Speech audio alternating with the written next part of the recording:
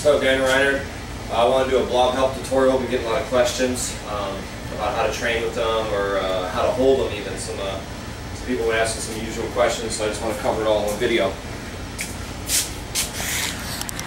Let's start by just talking about the blobs. Blobs are half a York dumbbell. These old school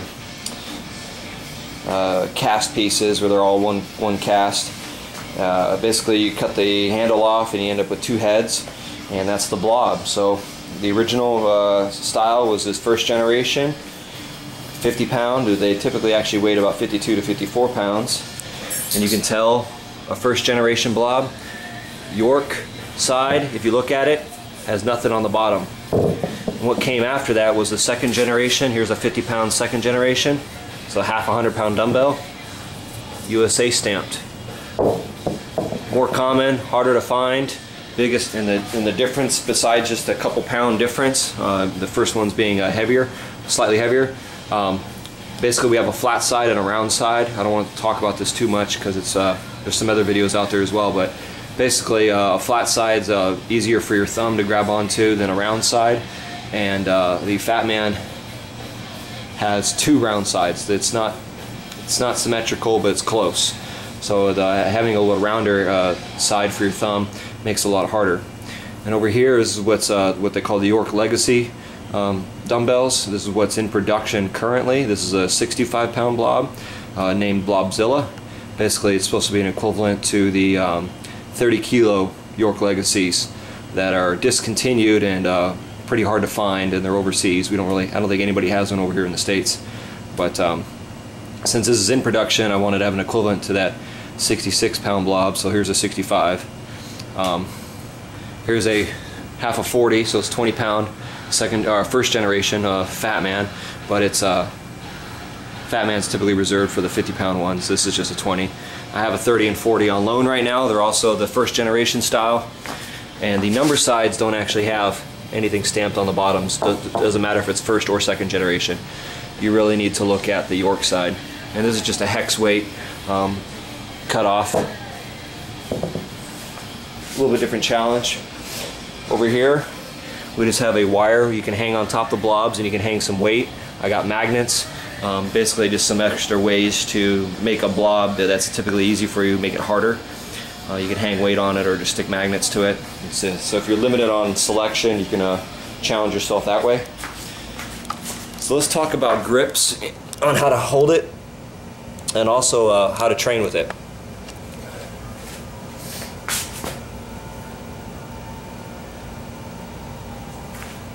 Alright, so let's first talk about how to hold it. Get this a little closer. A lot of people will grab it with thumb at 12 o'clock. That might work for you. Also, maybe try moving that thumb around a little bit, pointing it towards the center, but I found it makes a big difference just going a thumb width off. I prefer this, because sometimes these things are awkward when you lift them and they tilt in midair, and they can tilt out of position.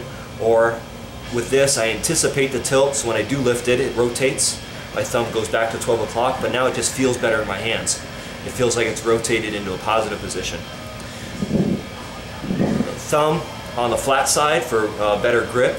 Challenge yourself by putting the thumb on the round side if you want. Fingers. People with bigger hands, they will probably either fingers closed. This is a very common grip position. People feel powerful this way. I actually prefer wide open. I feel like when you start coming to feats, doing clean and presses with them and stuff like that, you're gonna doing hand-to-hand tosses, that the fingers spread out just felt more positive. Also, when it came time to do like 3-finger or 2-finger variations, sticking your fingers on top, tucking your pinky back here, something like that, it just felt natural just to take a finger away. So you can try that. If if doing this is too easy, you can try to make it harder on yourself. Let's see what else we got. We can do talk about real quick about a facelift. A facelift is just blob on its side. You put your thumb on the flat side, and you basically just try to stretch. This is for the big-handed people. If you can't get your fingers to the edge, it's not going to happen. So Even for me, I can't get my index finger even at all around the edge. My pinky gets around the edge, but it's just not powerful. It just doesn't really do much. All the power is coming from my ring and middle finger. So, and I can't even get my knuckle to the edge. But it's a great extreme wide fingertip power. It actually, you actually feel it up here in some of the extensor tendons up towards the top. Just be careful trying these for the first time because it puts an extreme stress out towards the only on 2 fingers and a thumb, and it's a great way to challenge yourself when you feel you've really mastered a blob on its side. So let's talk about training. So I've fiddled around with a lot of different ways to train, and I think that the most effective training method is twice a week, blob intense workouts, and they're split into 4 parts. First part being your warm-up. I don't have my 30 and 40 pound blob here, but I have these ones. These are kind of easy for me. But basically just grab something easy, you know, do some hand-to-hand tosses with it, you know, some dynamic work. You're pulling up high, do cleans with it. Something really light just to get the blood flowing, to get your thumb activated. I like to do blobs after an axle lift workout, or maybe just some bench press or squat or overhead press, some type of, you know, overall body warm-up. So when it comes to blobs, it's just a quick warm-up to get the thumb going. So quick warm-up. Then once you get past that, let's go right to your goal blob. Let's not waste any time on other blobs that seem easy or you can do a bunch of singles with. So let's say my goal blob's a big guy here. Get that out here. Let's chalk it up. Get chalk on my hands. I have an abundance, so I'll pat some on there. What that is there's the old greasy chalks on there, and I'm just applying a thin layer of fresh stuff. And by the time I'm done, I got a thin layer on my hands as well. Get down here. Get your grip that you've decided is the best hand position for you. Get down in there. Pick it up, okay? I happen to pick it up. Let's say I didn't. Let's say I missed, didn't even get it off the ground, or I did get a hop. So your second part of your workout is going to be attempts on your goal. Do, you know, 3 to 5 attempts each hand. And what you're doing is you're giving yourself an opportunity to see if you've improved. Once you've decided that it's just not going to happen today, you feel like you're getting it higher off the ground, but then now you're regressing after attempts. Let's move on to the next phase. You don't want to spend a whole lot of time doing this because you're going to tire yourself out in a way that's not going to benefit you as much as the third and fourth part. The third and fourth part of the workout is where, actually I'm going to stick with this, is where you're going to grow. So blobs are isometric. You're holding them in a single position. With that said, you want to train with your goal. So if your goal is this big guy here, spend all your time on this.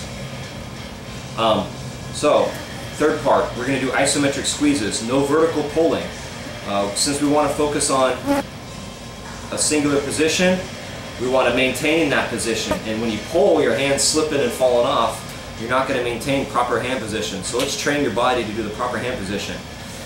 Get in, hold it like you're going to hold it, and just squeeze. Squeeze with your palms, squeeze with your fingers here, squeeze with your fingertips, squeeze with your thumb. Feel the whole arm clamping down. Give it 5 to 10 seconds of everything you got. Try to crush the blob with everything you got. And then release slowly because you'll be a little cramped up. Do that for 3 to 5 sets each hand. And from between your goal attempts and the isometric squeezes and even the fourth phase of the workout, give yourself enough rest, 2 to 3 minutes between attempts.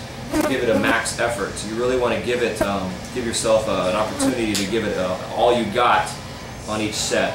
I think quick sets don't carry over as well. It's just all out, with solid resting in between. You're not going for cardio when you're doing a thick pinch. So, third phase, isometric only, no vertical pulling. It's just a squeeze like you're trying to crush it. Fourth phase of the workout, it's a little bit isometric, a little bit dynamic. And now we're going to add a dynamic phase to it. Get rid of the mat, get on a nice smooth surface. Oops, sorry. That's 10 minutes, so I can talk a little faster here. All the way down.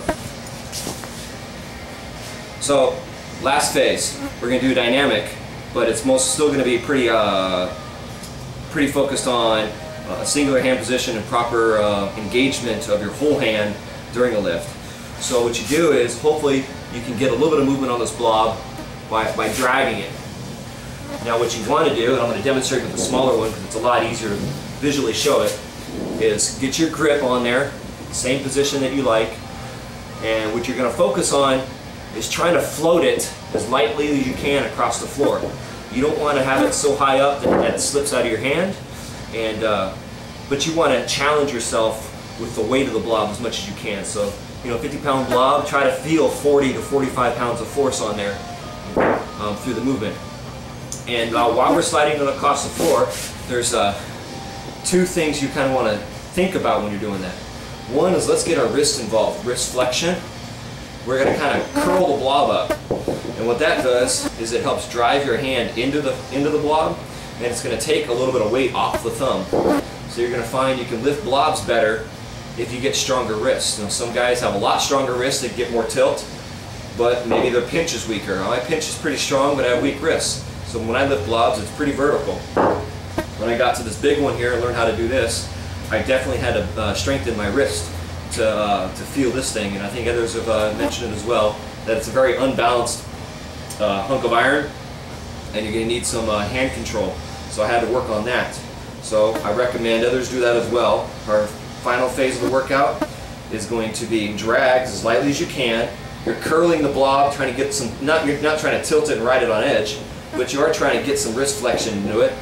And to help you focus on that wrist flexion, and also to help drive your hand into it, is try to take your fingertips and drive them into the blob.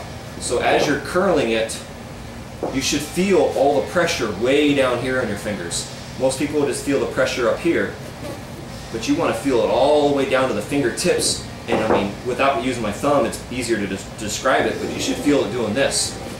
And I've seen others do this on their lifts. Sometimes when they lift something, they're in the air, but they're still swinging it. And what they're doing is they're just driving their hand into it. They're going to get a little bit more force into the blob if you do that. So, get your good solid hand position, and then just try to lightly curl, and then force your fingers into it and just drag it across the floor. Go to the other side, go back and forth. Alright? Do that for 3 to 5 sets. You should be pretty tired by the end of this workout. Do that twice a week, and I think you're going to see a lot of improvement. Spend your time on the goal blob.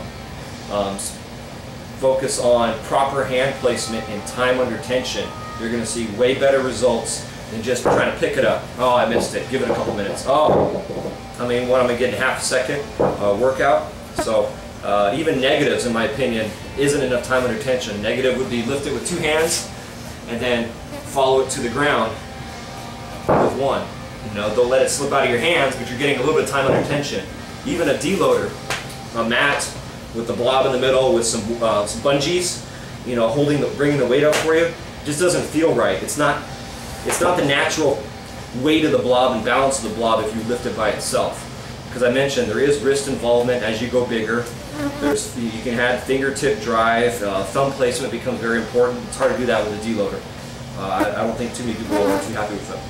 If you only have 1 blob, train it with 2 hands. If it just feels just way too heavy to get any of a workout in, you should still be doing the isometric squeezes. But if you can't do drags with it, maybe do 2-hand lifts as your 4th phase of the workout instead of drags. 2 hands, take the wire or the magnets, add weight to it. If you can get to 100 pounds, it should feel like a 50-pound blob, and you should be able to lift up a 50-pound blob with 1 hand. All right? There's one more thing. That's all I can think of. If you got any questions, let me know. I spent a lot of time on blobs, and I really like them. If you can only pinch one type of pinch, if you can only do one type of pinch throughout the week, focus on the wide stuff. Wide stuff will give you the most carryover to any other piece of equipment for pinching. Narrow stuff, key pinches and stuff like that, very isolated to that hand position. But the wide stuff builds overall hand power. The palm pinching, fingertips, wrists, you're going to get way more involvement. So if you can, pick up a blob, start doing some pinching, and you'll find your overall hand strength going up. You'll find your thumb strength going up really fast. And any questions, hit me up on the grip board, Daniel Reinert, also on steelbenders.org. Thank you.